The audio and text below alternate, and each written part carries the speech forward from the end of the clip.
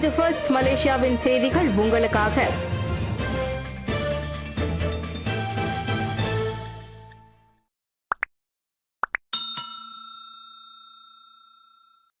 இந்தியர்களின் பிரச்சினைகளை கேட்பதில் பிரதமர் எப்போதுமே தயார், தீர்ப்பதிலும் மும்முரம் காட்டி வருகிறார் சண்முகம் மூக்கன். இந்தியர்கள் எதிர்நோக்கும் பிரச்சினைகள் மற்றும் அதிருப்திகளை கேட்டறிவதற்கு பிரதமர் ஸ்ரீ அன்வார் இப்ராஹிம் எப்போதுமே தயாராய் இருப்பதோடு அவற்றை தீர்ப்பதற்கும் தொடர்ந்து முனைப்பு காட்டி வருகிறார். அண்மையில் பிரதமர் அலுவலகத்தில் நடைபெற்ற இந்திய நாடாளுமன்ற சட்டமன்ற உறுப்பினர்கள் மற்றும் செனட்டர்கள் ஆகியோருடனான சந்திப்பு கூட்டத்தில் இந்திய சமூகத்தினர் எதிர்நோக்கும் சிக்கல்கள் ஆராயப்பட்டன.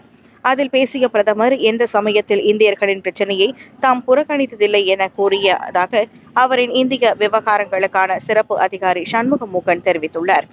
அண்மையில் பிரதமர் ஸ்லாங்கூருக்கு 1, ஜொகூர் மாநிலத்திற்கு 2, நெகிரி செம்பிலானுக்கு 1, கெடா மற்றும் பினாங்கு மாநிலங்களுக்கு முறையே ஒவ்வொன்றும் என 6 மின் சுடலைகளை நிர்மாணிக்க 2 கோடி ரிங்கெட் நிதியை அறிவித்தார்.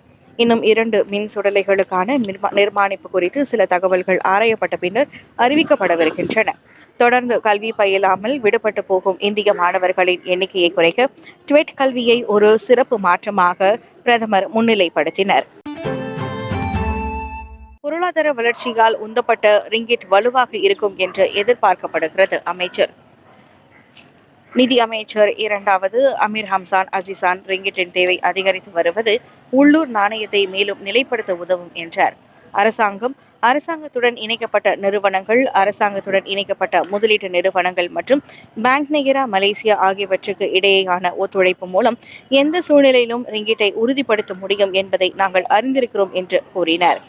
இன்று கோலாலம்பூர் சர்வதேச விமான நிலையம் முனையம் 1 சுங்க திணைக்களத்திற்கான 40 புதிய யூனிட் பேக்கேஜ் ஸ்கேனர்களை வழங்கும் நிகழ்வின் பின்னர் செய்தியாளர்களிடம் அமைச்சர் இதனை தெரிவித்தார்.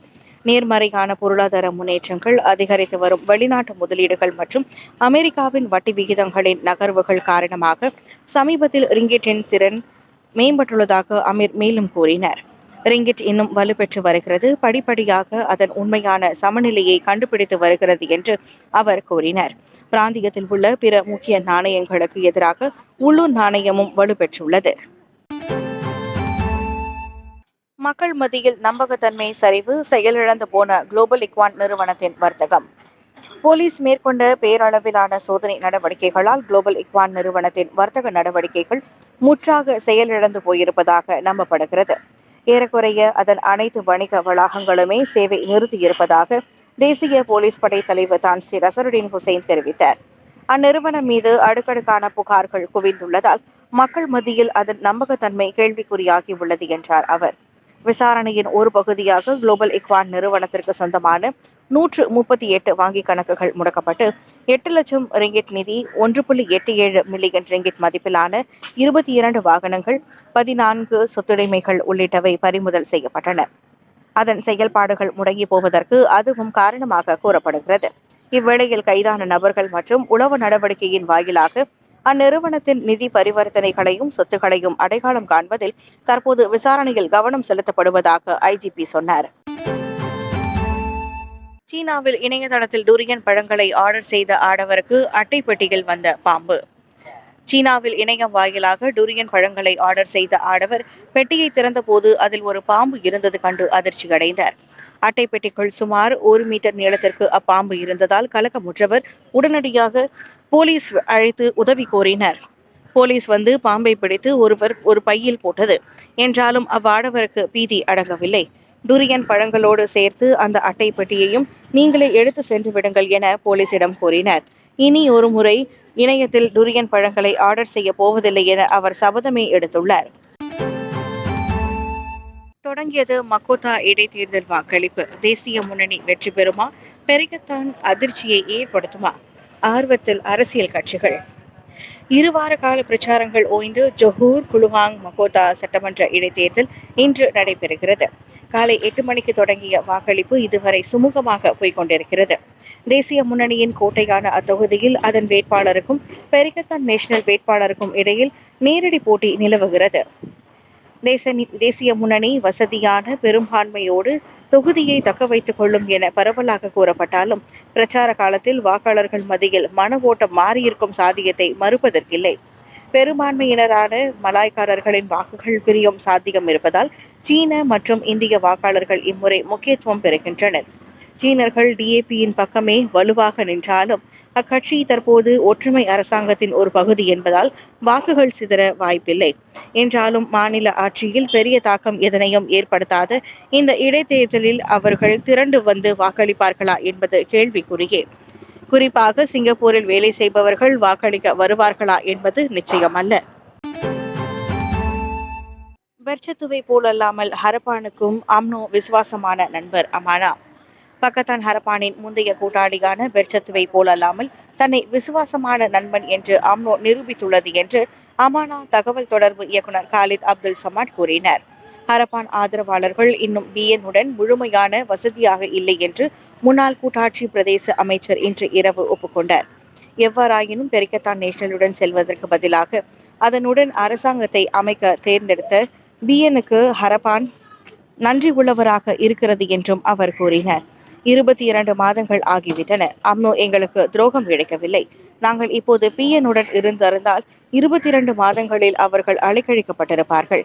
ஆனால் இப்போதைக்கு அம்னோ விசுவாசமான நண்பர்கள் என்பதை நிரூபித்துள்ளது என்று குலுவாங்கில் உள்ள கம்பங் மஸ்ஜித் லாமாவில் ஒரு சேராமிடம் அவர் கூறினார். இந்த நேரத்தில் பிஎன்-உடன் பிஎன் ஒத்துழைத்ததால் அம்னோவின் இஸ்மாயில் சப்ரி யாக்கூபுக்கு பிரதமர் மந்திரி பதவி கிடைத்தது என்று காலிட் கூறினார். பினாங்கில் கார் மீது மரம் விழுந்து மரணமடைந்த 2 சீன சுற்றுப்பயணிகளின் குடும்பத்திற்கு 10,000 ரிங்கிட் நன்கொடை. பினாங்கில் செப்டம்பர் 18ஆம் தேதி கனமழையின் போது மரமும் கான்கிரீட் சுவரும் விழுந்ததில் காருக்குள் சிக்கி உயிரிழந்த 2 குடும்பத்திற்கு தஞ்சோங் நாடாளுமன்ற உறுப்பினர் சேவை மையத்தின் சார்பாக 10,000 ரிங்கிட் நிதி உதவி வழங்கப்பட்டுள்ளது. உயிரிழந்த சீன சுற்றுப்பயணிகளான தந்தைக்கும் மகளுக்கும் தலா 5,000 ரிங்கிட் என்ற வகையில் அவர்களை இழந்து வாடும் குடும்பத்திற்கு அத்தொகை வழங்கப்பட்டது. தன்னாலான இந்த சிறிய தொகையானது பாதிக்கப்பட்ட குடும்பத்திற்கு சற்று மன ஆறுதலாக இருக்கட்டும் என தஞ்சோங் நாடாளுமன்ற உறுப்பினர் லிம் ஹூ யிங் தெரிவித்தார். துணை நிதியமைச்சருமான ஹூயி தற்சமயம் வெளிநாட்டில் இருப்பதால் அவர் சார்பில் அதிகாரிகள் கருணை தொகையை ஒப்படைத்தனர். போலீசாக ஆள்மாறாட்டம். ஷாலாமில் வங்காளதேசியிடம் கொள்ளையிட்ட 7 கும்பல் கைது. போலீசாக ஆள்மாறாட்டம் செய்து ஒரு வியாபாரியான வங்காளதேச நாட்டவரை கொள்ளையிட்ட உள்ளூர் ஆடவர்கள் 7 பேர் கைதாகியுள்ளனர்.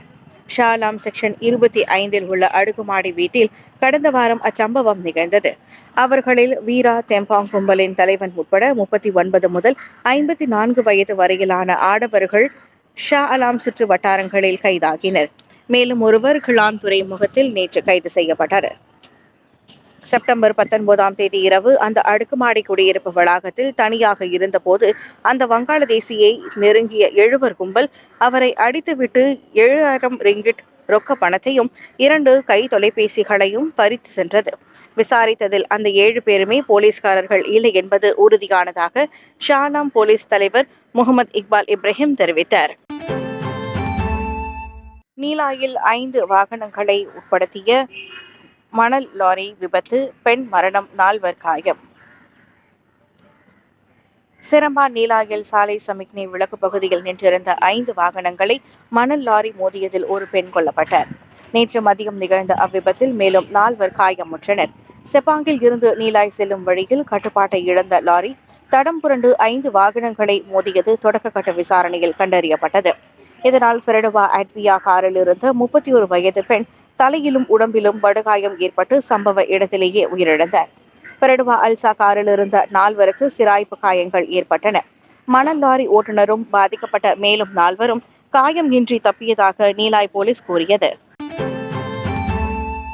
இந்திய உச்சநீதிமன்றத்தில் விசாரணைக்கு வரும் திருப்பதி லட்டு பிரச்சினை. ஒரு வாரமாக இந்திய அரசியல் அரங்கிலும் பொதுமக்கள் மத்தியிலும் பிரளயத்தை ஏற்படுத்திய திருப்பதி லட்டு விவகாரம் தற்போது உச்சநீதிமன்றத்தை அடைந்துள்ளது. திருப்பதி லட்டு தயாரிப்பில் விலங்குகள் கொழுப்புகள் கலந்து பயன்படுத்தப்பட்ட விவகாரத்தை விசாரிக்குமாறு பாரதிய ஜனதாவின் சர்ச்சைக்குரிய அரசியல்வாதி சுப்பிரமணிய சுவாமி செய்த மனு வரும் திங்கட்கிழமை உச்சநீதிமன்றத்தில் விசாரணைக்கு வருகிறது. திருமலை திருப்பதி தேவஸ்தானத்தின் முன்னாள் தலைவரும் அம்மனுவில் தன்னை இணைத்துக் கொண்டுள்ளார். அவ்விஷயத்தில் நீதிமன்றத்தின் நேரடி கண்காணிப்பிலான முழு விசாரணைக்கு உச்சநீதிமன்றம் உத்தரவிட வேண்டும் என இருவரும் கோரியுள்ளனர். அதே சமயம் திருப்பதி லட்டு தயாரிப்பில் பயன்படுத்தப்படும் நெய் குறித்த முழு அறிக்கையோடு விரிவான தடயவியல் அறிக்கையையும் ஆந்திர மாநில அரசாங்கம் சமர்ப்பிக்க நீதிமன்றம் உத்தரவிட வேண்டும் என மனுவில் கேட்டுக் கொள்ளப்பட்டுள்ளது.